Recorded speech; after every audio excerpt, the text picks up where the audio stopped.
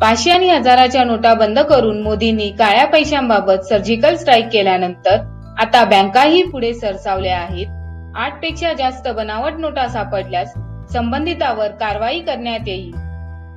जुन्या 500 आणि हजाराच्या नोटा बदलण्यासाठी मोठ्या प्रमाणात ग्राहक येत आहेत.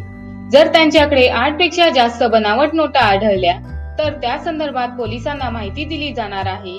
एसबीआयच्या अध्यक्षा अरुंधती भट्टाचार्य यांनी ही माहिती दिली आहे. जुन्या नोटा बदलण्यासाठी आलेल्या व्यक्तीकडे 1-2 बनावट नोटा आढळल्या तर कारवाई केली जाणार नाही. मात्र 8 किंवा त्यापेक्षा जास्त नोटा आढळल्या तर कारवाई होऊ शकते. दुपारी 3:30 वाजेपर्यंत एसबीआय मध्ये 1.5 कोटी रुपयांचे व्यवहार झाले आहेत. जवळपास 12 लाख ग्राहकांनी नोटा बदलून घेतल्या आहेत. नवीन मशीनमध्ये नव्या नोटांचे प्रोग्राम फिट करेपर्यंत विलंब होईल. आठवडाभर 500च्या नोटा मिळणार नाहीत.